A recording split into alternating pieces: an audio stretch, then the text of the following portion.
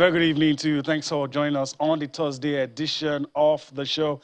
I'm Yemi Adebayo. Of course, on the show tonight, we're going to crisscross the whole length of the world of sports to tell you what is happening in the world of sports, a special emphasis on the African Cup of Nations, news from the camp of the Super Eagles of Nigeria. And I'm going to be doing that with my partner, Austin.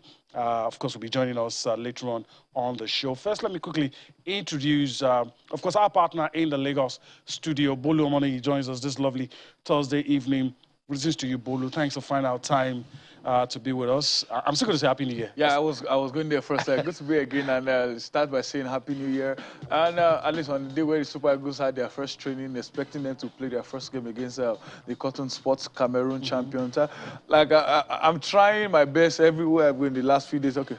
Off the field, because if you keep talking about all the off the field, for example, there's still no reason why Jamil Collins is not on camp and nobody is saying anything.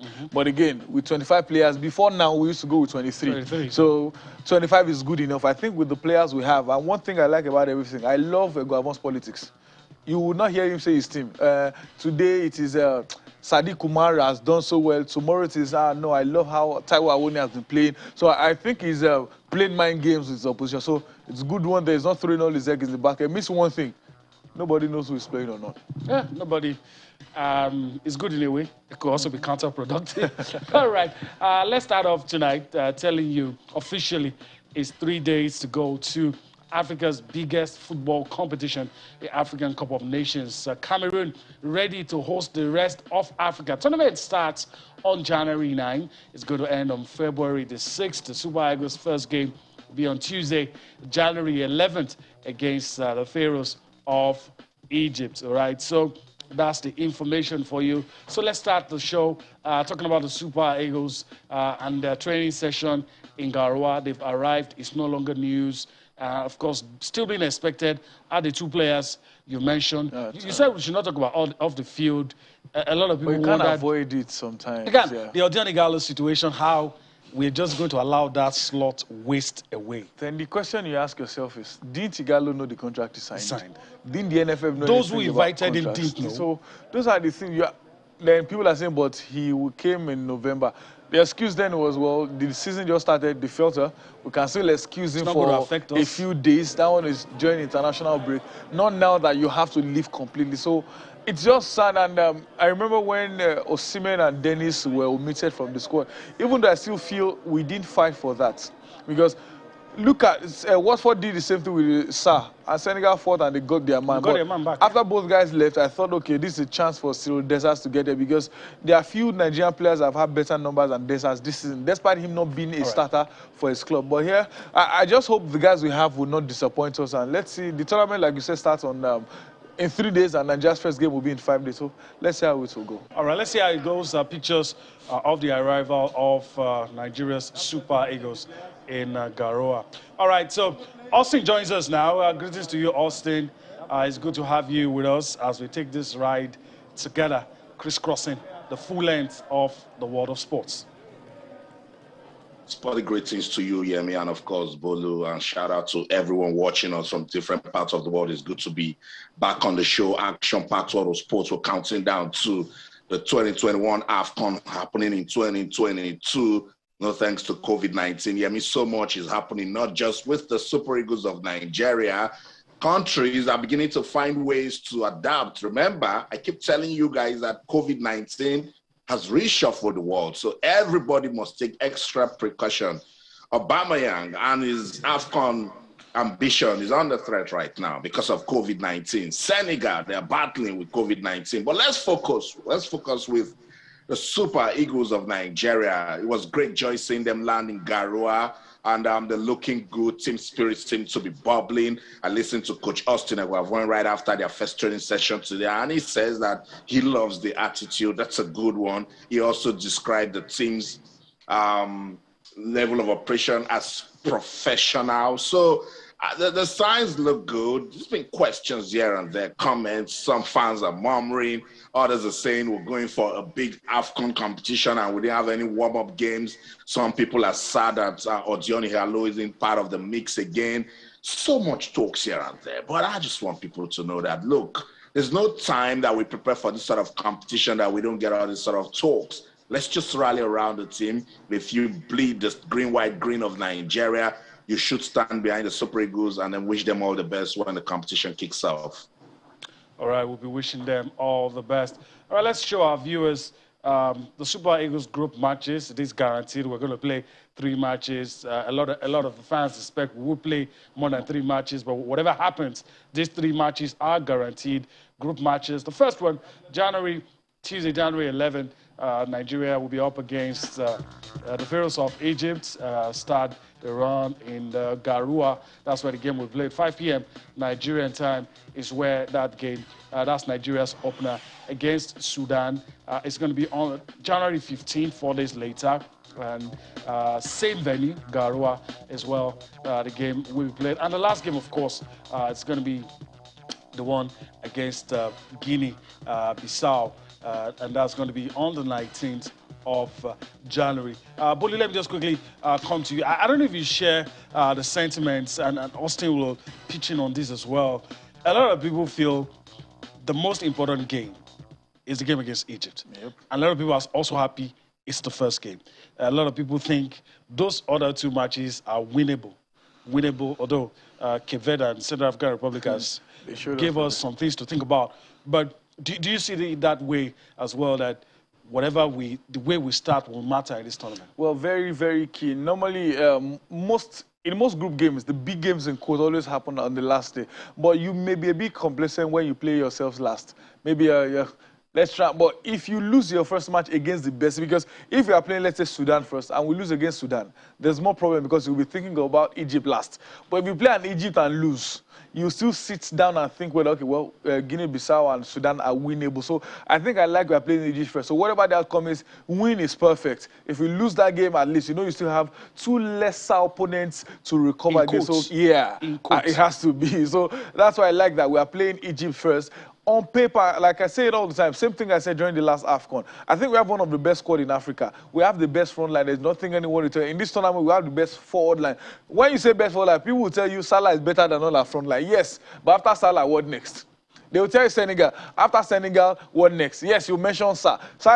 We had a debate a few days ago. I said Sa is not better than all our front line. So in terms of front line, we have the best. So the challenge is we've not been scoring. If all these guys, I saw Chukweze's mom praying for him, and it's good, but do your part. Then let God do his part. So I think we're in good hands to a level. But that Egypt game, the opener is always very key. Russia 2018 World Cup, Russia were ranked among the worst team in the tournament until they won their opening game until today. Russia have been playing so well. So first game is always very important. Even if the Super Eagles will lose that game, if they play well, they will send a message to the 2 oppositions that, well, we may have lost this one, but we are coming to gun you guys down. So let's see what happens on opening day. All the false preparation, all the distractions, like Austin said, we always have these issues almost every competition. The one I think we prepared so well was the Russia World Cup, even though we still had 1 or 2 distractions. So let's see what happens. I tell people that if we are preparing poorly for AFCON and we are finishing with bronze, maybe if we prepare well, we can do enough to win gold. So let's see what happens this time around. Egypt first match, Tuesday. By this time on Tuesday, we are done. We'll know if it's, if we are singing hallelujah, we are saying crucify. But first games are always important. So let's see what happens after the opening match against Egypt. Hallelujah or crucify. Okay.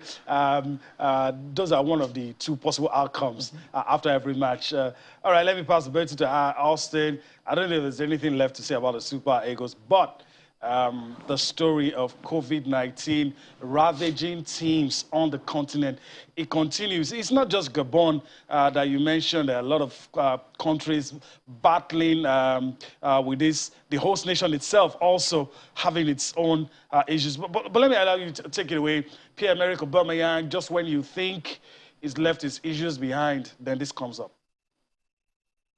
That's why I keep telling you guys, we live in a delicate world now where everyone needs to be careful, where you cannot throw precaution out of the window. You need to always respect the guidelines because COVID-19 is no respecter of any man. We've lost important personalities to COVID-19 and it is still here. That's what persons are forgetting. COVID-19 is still around the corner, so we must not blink, particularly with this AFCON. Because when you start hearing stories like this, you wonder. You see Liverpool, for instance, they were saying cancel the postpone the Carabao Cup because they are suffering COVID-19 cases. And now I think Klopp has tested positive. Some players also testing positive. For Pierre-Emerick Aubameyang, whether you admit it, this is Gabonese football right there. You know, if you call Aubameyang, you remember Gabon. And with the way it is now, he's in big doubt to compete at the AFCON, you know. So I don't know. I mean, it's going to be very tough because even with this now, you need to find out if other players are fine, because that's the annoying thing about COVID. One person in your group tests positive, then the others are not safe. So we need to wait and see if he's going to beat it, you know, on time, isolate, and then come back to feature at the AFCON. But it is what it is. He has tested positive, and that puts a big uncertainty on his participation at the AFCON. Let's bring it back to Cameroon. We put together this report according to figures from a world COVID-19 data. About 2%, it's just about 2% of Cameroon's population that is fully jabbed. That's some big question. But let's take a look at this report, and I'll come back and talk about it. Low COVID-19 vaccination rates in Africa Cup of Nations host Cameroon and a fourth wave of the coronavirus across much of the continent could make for sparsely attended matches when the soccer finals kick off on Sunday. Cameroon announced last month that it would require spectators at Africa's premier soccer competition to be fully vaccinated and show a negative test result before entering stadiums. That has encouraged some fans to get jabbed, doctors and nurses say. Cedric Frantz-Mbende, a soccer fan who lives in Douala, is one of them.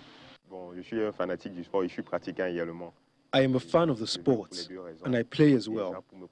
I come for two reasons.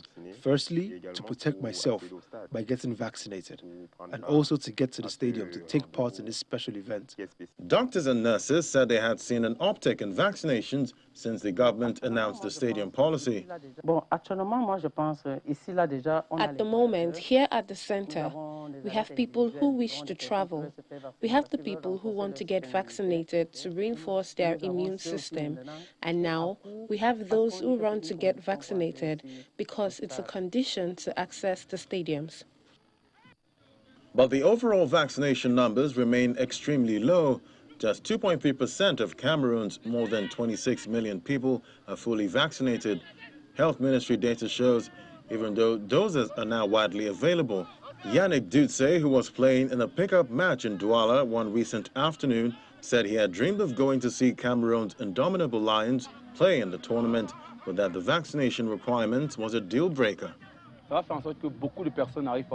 It will mean that a lot of people won't make it to the stadium because there are not many people who want to be vaccinated, so the stadiums will be a little empty.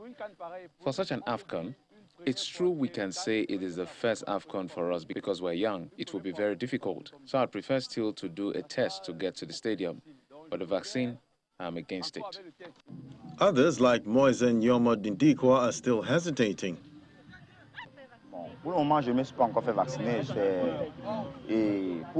Some people take the vaccines, others get headaches. So I would rather see how it looks before maybe taking the vaccine. But if it is an obligation, as I love football, I will most certainly get this vaccine to go to the stadium. Low vaccination rates are common across many African countries, which initially struggled to secure doses and now face public skepticism as well as logistical challenges to get shots in arms.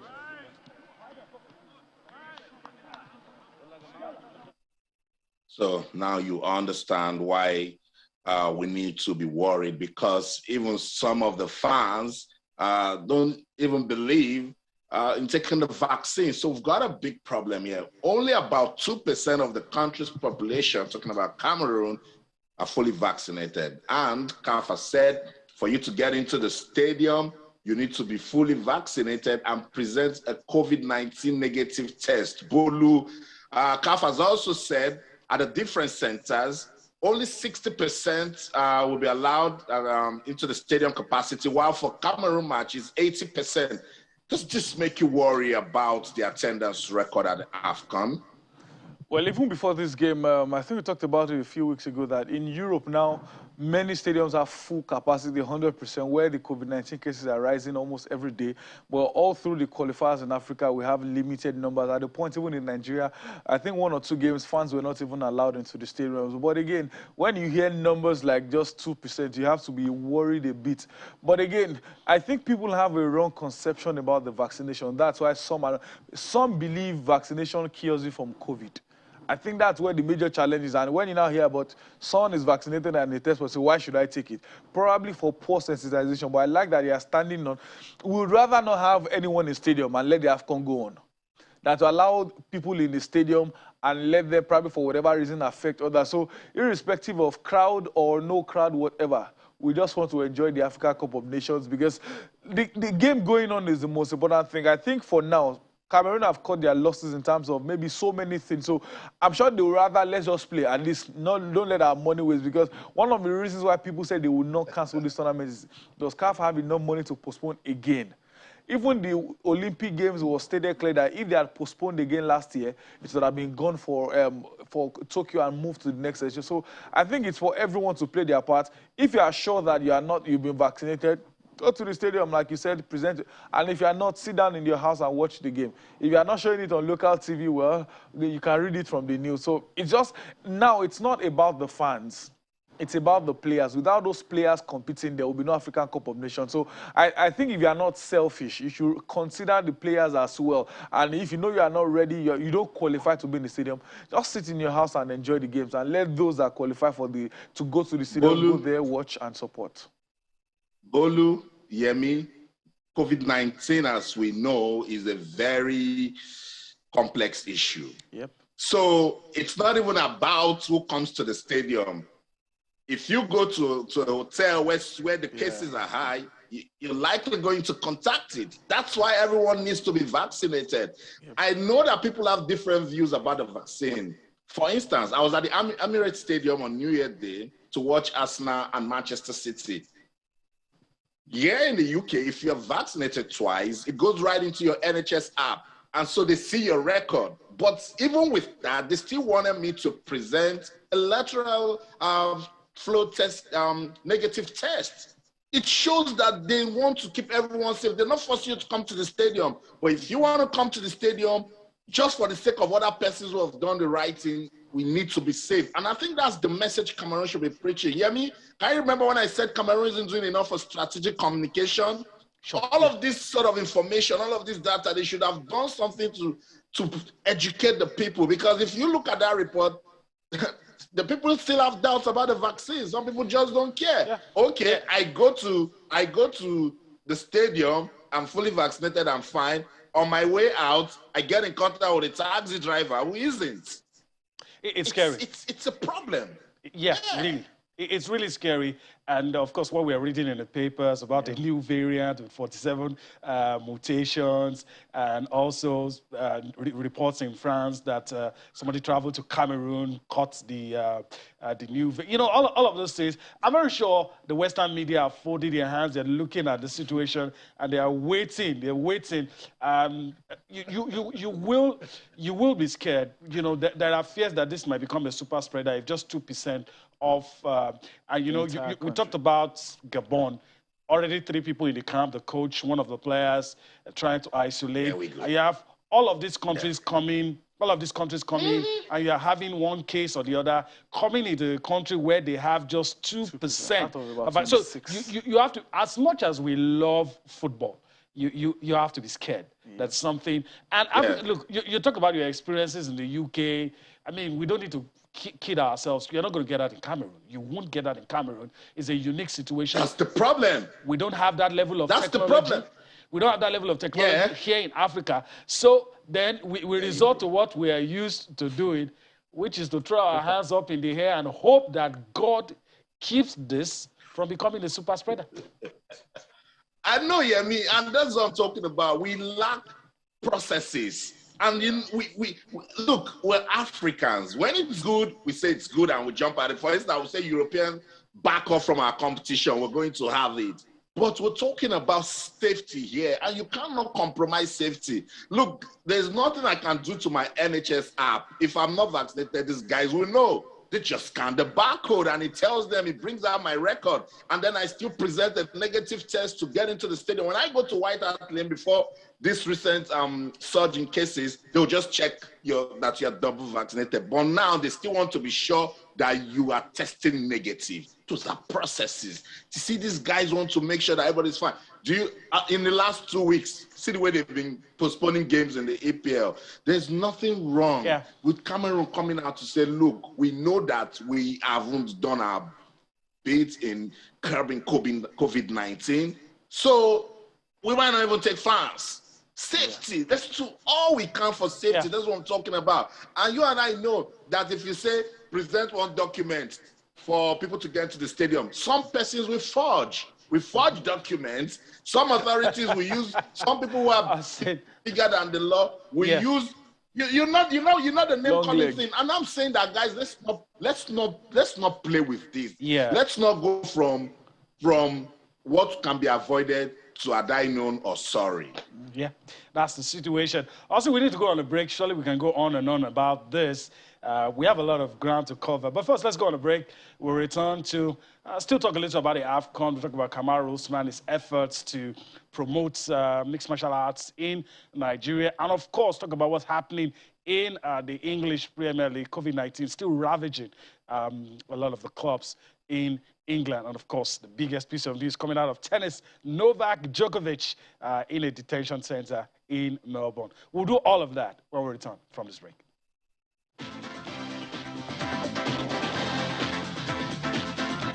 All right, welcome back. Of course, let's move away from what looks like some gloomy situation. Let's talk about something that will gladden our hearts a little, then we'll get back to football in a bit. Let's talk about mixed martial arts. Cameroon Usman needs no introduction when it comes to mixed martial arts. He's been making Nigeria proud. One of the things upon his heart, one of the things that he desires most, uppermost on his heart, is the desire to promote the sport in Nigeria. And he says he is excited to bring the MMA development in Nigeria. He has come up with the Face-Off Fight Nights series that will happen. I think it's going to start tomorrow in Nigeria, and that's Cameroon Usman in your picture. Let's quickly listen to Cameroon Usman talking about being excited to bring the mixed martial arts development in Nigeria. Come on, let's give the energy of let's welcome the best players together for them. You know, I've searched, I've thought about it over and over, and how can I help? How can I go back and create opportunities for more and more children like myself? And this was it. This was the best way to be able to do that. And after thinking about it several times, like I said, you have to be able to carry out that action. And we searched time and time again, and somehow our path crossed to where I was able to run into, you know, my amazing partners. And Ryan, Natasha, and Mario, who's not here with us. But amazing partners who had a similar vision as well. And this vision is to create opportunities to be able to get give all those kids like myself opportunities to be able to not only change their lives, but to change their family's life. Because we all know it, this is Nigeria. When you are successful in the household, the whole family must come with you. And so that's part of what this idea, that's the birth of it, is being able to have that vision, being able to have amazing partners that can help you carry out that vision. And we must remember, Rome wasn't built in a day. You know, it takes time. It takes time to get the formula right. But it's going to take help from you guys, take help from everybody across this country of Nigeria, this great country of Nigeria. Now, we've got future plans. It's not just doing an event or doing a show and be done with it. No, we want to do big things with this event. We want to be able to change the culture. We want to be able to change the way that things are right now. By not only creating those opportunities, but we want to do it for future generations to come.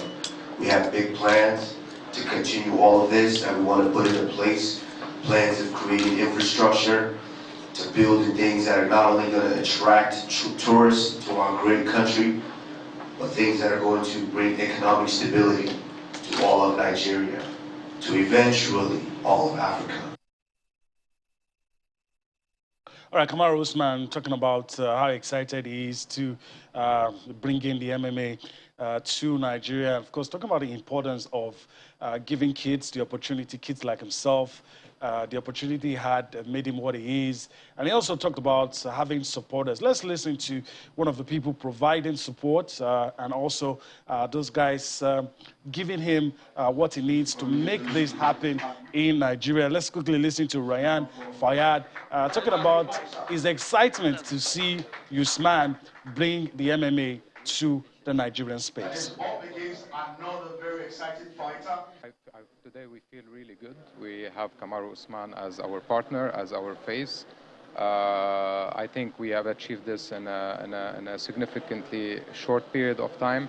As Kamaru mentioned, and as I said before, it was a very perfect alignment in our vision and his for the sport in Africa and in Nigeria. And this is just the beginning. We have a lot of work to do. The sport still has a lot of work, a lot of investment to be done, not only in the infrastructure as some of the press was asking, also in terms of the fighters themselves, in terms of the grassroots. There's a lot of development to be done, and we are just starting. Of course, I'm very happy.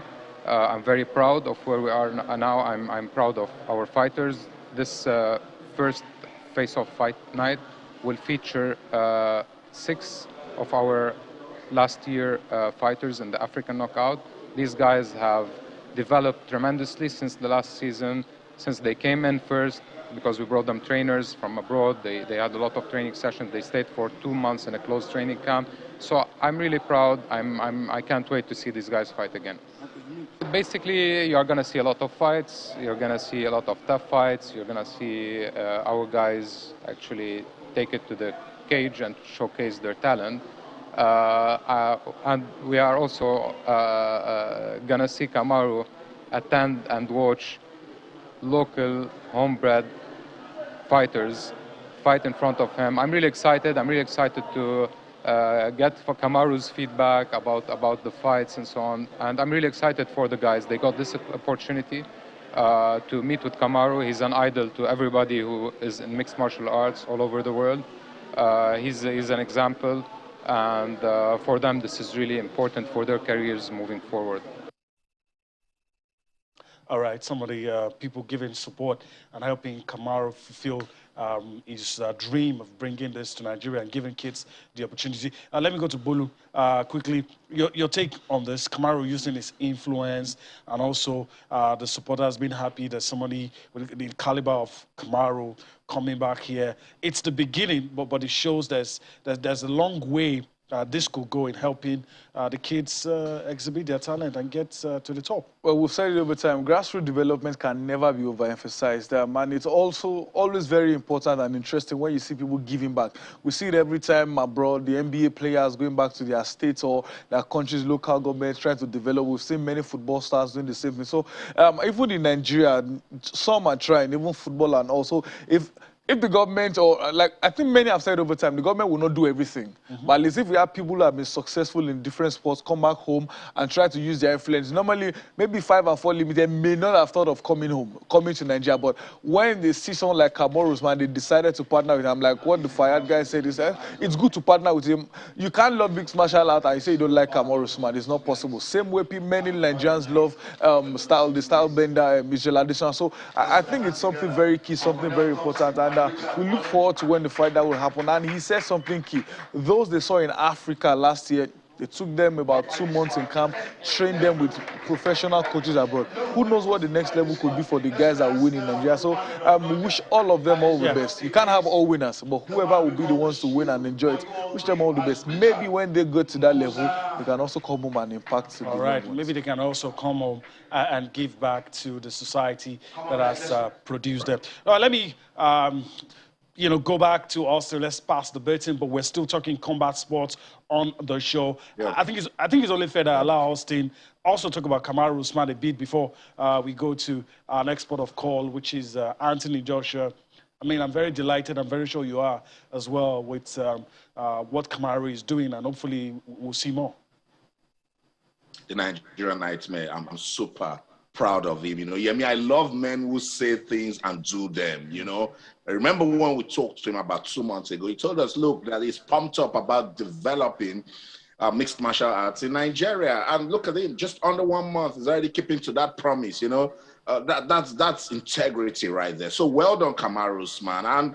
And he's not just being involved because of some sort of partnership. You can tell that he's passionate about talent discovery and development. He's getting involved. Do you know what it means for those upcoming MMA fighters? Looking at Kamaru Usman, the world's welterweight undisputed champion, arguably the best pound-for-pound fighter in the world, standing right in front of you, touching you, telling you you can do it, telling you can be a champ. That is inspiration right in front of you. And I want to just say, Kamaru Usman, well done. I know Israel at this time, when I spoke to him the last time, he's also pumped up about doing the same thing. Sadiq, same. I love it that these guys are seeing the need to come back home. If you bring it to Nigerian boxers right here in the UK, they are pumped up about coming back home to assist. But that's what we're talking about. We need to have the right persons. Think about this thing. Put infrastructure in place. Good leadership. And these guys will come home to work. We just need systems and structures. All right. So let's get to your hand and talk about the man on a mission to reclaim his titles. We're all behind him, and we hope he gets it done. Hopefully, and I just don't want him to put himself under pressure. Anthony Joshua, calm guy, was still hurting right here in the UK that he lost those belts to Alexander Usyk. And it was how he lost it that was even annoying, not just because it was right here in the United Kingdom, but because he was favorite to go on to retain his title. So he is confident. He's looking forward to that fight. And sometimes when these things are going the way it is going now, it might end up even motivating the opponent, So I like that Anthony Joshua is angry that he lost those belts. I love that he looks more hungry. I like that he knows more is expected from him. So that might just push him to go all the way to get back, those lost belts. But that guy on our screen right here, Alexander Usyk, you cannot take away his quality, and he showed it when he got into the ring with Anthony Joshua. So let's listen to Anthony Joshua, who is defiant. He said, look, I can't wait to have this fight and prove to you guys once again that I'm the champ. Motivated, fully motivated. I'm normally someone that looks at the positive, but there ain't no point. I need to right that wrong. That's it. Let me not complicate it. Right the wrong, get back on the gravy train. Then it's a fight I know I can win. It's a fight he probably knows he can win. He fought that in the first place. I fought that in the first place. He got the better of me. I'm going to come back. When I lost the first time, as I said, I never made no excuses, but I have my reason, and I always felt like, cool. I took my loss, but I'll get it back. I knew I'll get it back. So I just brushed that, but this one hurt, because I was 100%, no problems, everything was cool, went in there and I just lost to the better man that night and it hurt, but it gave me motivation to pull myself out of that position where mentally it killed me, and I fought my way back, and I redeemed myself. I took my loss. I'm not saying I'm bad, but I'm a good fighter, and I came up against another good fighter and it just weren't my night, and we bounced back. So I tell people now, when I see sometimes the reaction of people, I wish they were stronger mentally, because one loss doesn't mean you should stop. 10 losses doesn't mean you should stop. You never know when your greatness is around the corner. And if I stop today because it's like, oh, I've lost twice, I'm not as good as I thought I was, I'll never be able to fully know how far I could have taken this. So that's what I use this as a motivation for, is, you know what, even though I've lost, what else is out there waiting for me?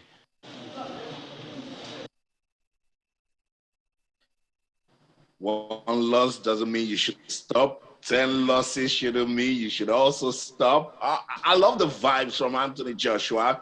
And if you look at him, you can tell he's been beaten into shape. He's getting ready for that fight. We expect it to happen in April this year. Bolu, let me get you talking. Listening to Anthony Joshua, are you super confident that he can retain those belts?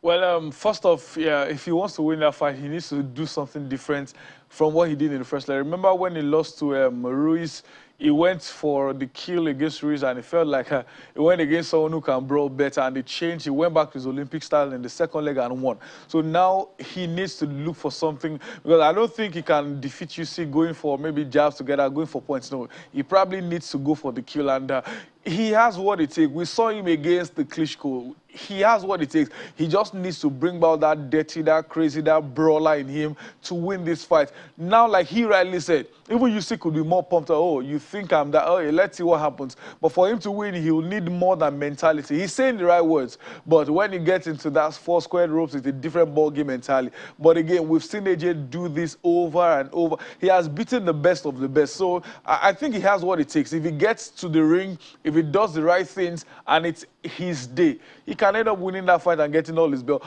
I personally want him to get all his belts back. For a while, we've not seen much of AJ. Maybe if he wins his belt back, we'll get to see him more. And I think all the talks of Usyk after that, maybe we should keep him quite a bit. And the only way to do that will be a win for AJ. And I like what he said. One loss, 10 losses or whatever doesn't change you, because if you go down like many are saying to Wilder, that Wilder is out and out, that means nobody knows what you can achieve even after a defeat. So let's see what happens if he decides to bounce back. Remember, there were some talks, okay, take about 30 million and let go of this fight.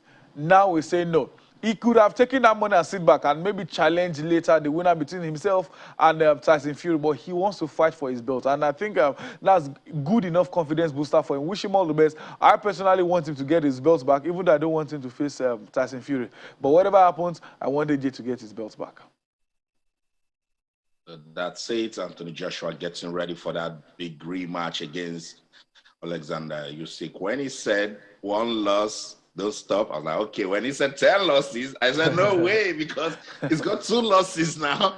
He's got 2 losses now. And if he doesn't win that rematch, then things will change in the heavyweight division, and it might just be very difficult for him to get back. Let's stay right here in the United Kingdom, give you updates coming from football. And it's about COVID-19. We mentioned at the start that Pep Guardiola has tested positive to COVID-19. Not just Pep Guardiola, even Burnley's manager, Sean Dyche, has also tested positive, and they will miss their club's FA Cup third-round ties due to this development. 2 of them, Dyche and Guardiola, are among 21 people at City isolating before the cup tie at Swindon. You see what we're talking about? So 7 of City's first-team players are among the group of 21 who are isolating. That's just what COVID-19, can do. And then his development assistant coach, Rodolfo Borrell, has been put in charge of the Premier League leaders trip to for their League 2 clash against Swindon in the FA Cup. So let's take a listen to him. When we come back, I'll get Yemi and Bolu to respond to this. It's all about everyone being careful because of COVID-19. Well, we've had, as you mentioned, a COVID outbreak, and at the moment we are with 7 players unavailable, plus up to 14 staff. So there is quite a big outbreak right now. And listen, we are getting it day by day, so we don't know where we're going to end. But in this moment, is this 7 players out for COVID, due to COVID, and 14 staff. Well, he's fine. Obviously, he's got the virus. Fortunately, he hasn't got a lot of symptoms.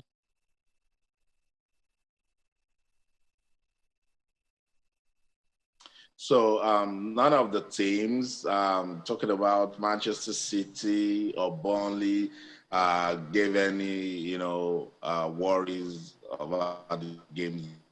But yeah, me and I said it's because Manchester City, they're playing a League 2 team, while Burnley, they would take on others' field, so they don't see any problem. And so they did not ask for a postponement of those matches. Liverpool, on the other hand, were like, no, we can't play Arsenal with this, and then they asked for approval. But is deal with it. We'll see what will happen. Manchester City severely hit, like you rightly said, 21 people, 14 staff, 7 players. And Rodolfo was asked what kind of team he will present. And he said, look, it's a very easy situation. We play with whatever we have.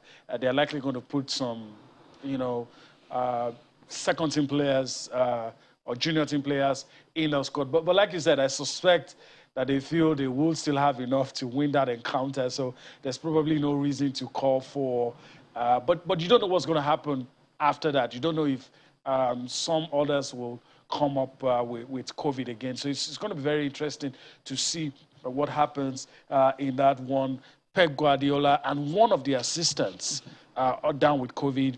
Some other staff down with COVID as well. And this man put in charge says, we know about the next game. We don't know what's going to happen after. It's a really tough situation. Well, after the game, they take on Chelsea in the Premier League. And that one, I don't think they might worry for the, let me say the English FA. But he said something. He said, because of the integrity of the competition, they want to play. Postponing these matches. Arteta was the first person that said that. And in a similar vein, they're saying, look, let's just get it on. There was a report, I think today or yesterday, that whatever happens, they are playing the FA Cup. That we are not postponing anything. If you don't have first team player, play on that 23. Just play. They are not, because the games they are postponing are getting too much. Now there's huge fixture congestion. Remember, backlog. The season must end early because the World Cup is during the mid-season later this year. So now with all the fixture compiling and everything, so I don't think anyone wants. You don't want to play games every 2 days. So I think I understand that the game must go on. Right. Everyone just fight to try your best, like Austin said earlier today, everyone has to be very cautious. So if you are cautious on your way, let's just enjoy football. Be safe. Right. Let's just enjoy football. Be cautious. All right. So that's the situation right about now. We need to go on a break. When we return from that break, we're talking about the situation with world number 1, Novak Djokovic in Melbourne. Very interesting situation. We'll come back to talk about that. John Skin.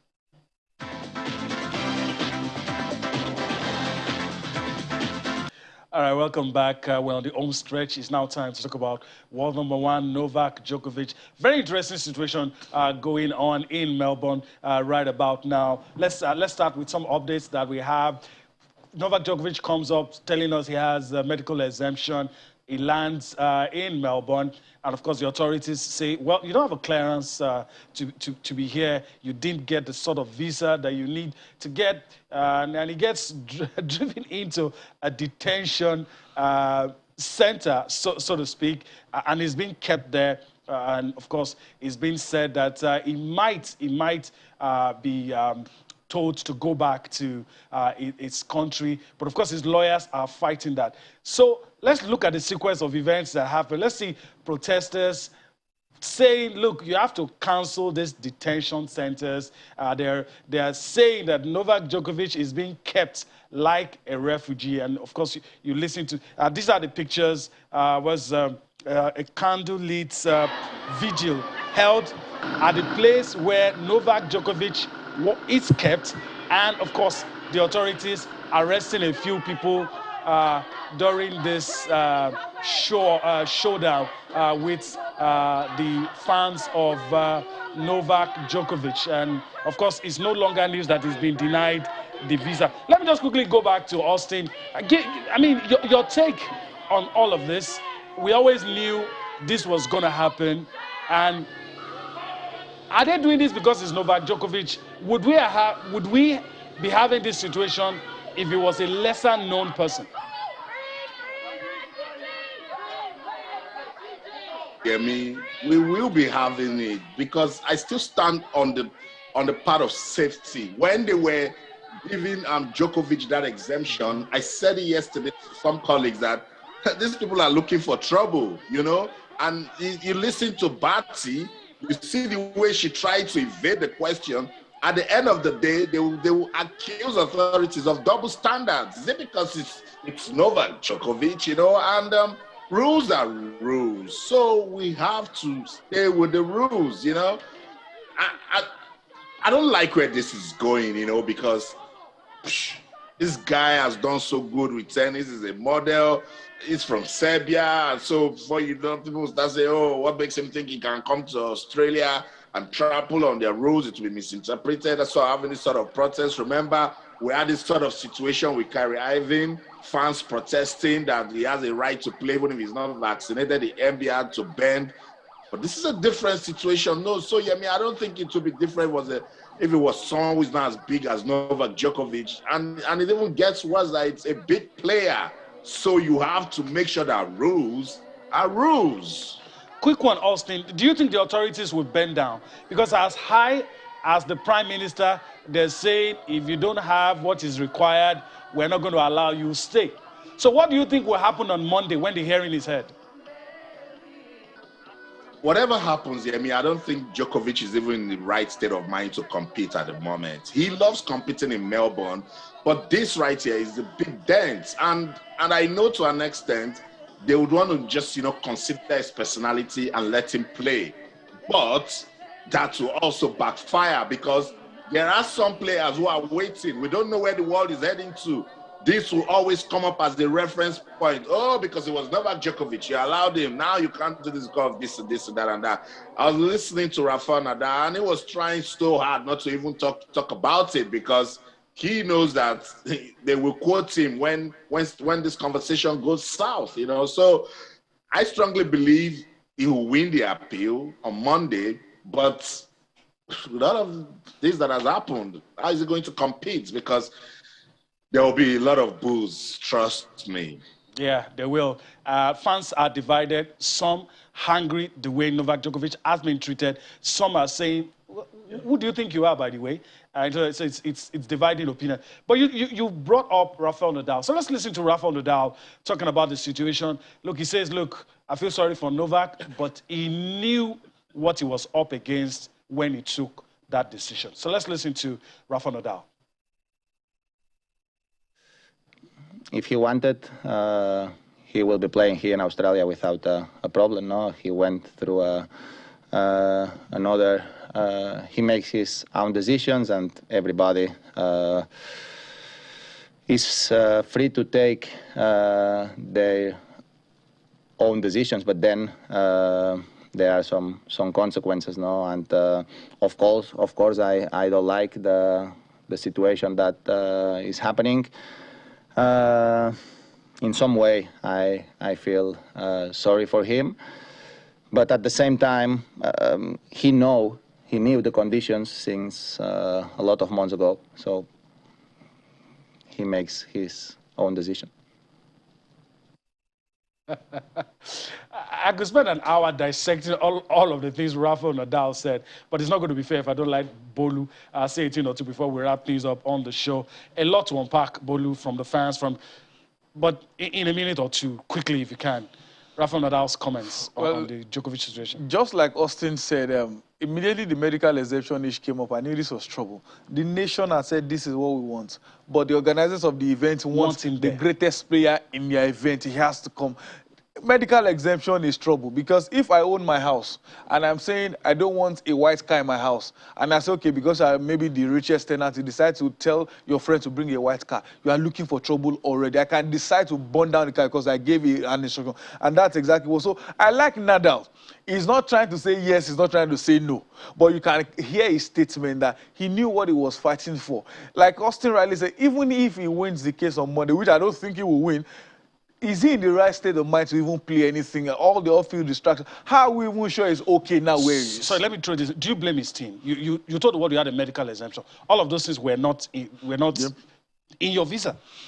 All of those. I don't think he was even well advised. If I was part of his team, if you had the vaccination instruction was clear. If you are not, you don't have to play at the Australia Open. There are 3 more Grand Slams. And we don't even know whether he's vaccinated or not. Exactly. He has not said anything. Just quiet about. Every time they keep asking him, he just keeps quiet about. So I think the medical exemption, if it's not clearly stated, just stay. Nadal and Federer missed some Grand Slam last week. Nothing happened. Nobody died. They are here again thinking about going for this. So Nadal is probably going to play at this Aussie Open. So I don't think he will play here. Even if he's cleared, I don't think he's mentally ready, everything ready. It's better not to play than to be embarrassed in the event. So the best you can just do is try to fight your way out of this situation and gradually go back to Serbia and enjoy your life. Let's see if you compete at the French Open. His mom, his dad, his uncles, they've complained about how he's been treated. Serbian nationals in front of the place he's being detained, fans talking. It's a whole lot to unpack, but we don't have time anymore on the show. This is where we have to wrap things up. But first, I need to thank Bolo Money for his time on the show today. Hopefully, we'll do this again next week. Yeah, definitely. All right. That's a wrap on the show today. We do hope that you've enjoyed everything we've been able to do. We'll do this again tomorrow. I'm Yemi Adebayo. Bye-bye now. I know what you're thinking. My simple advice to Djokovic is if you're not vaccinated, go get it done because other grand slams are waiting for you too. In London, I'm Austin Okonakwan. In everything you do, remember, keep talking sports. Bye for now.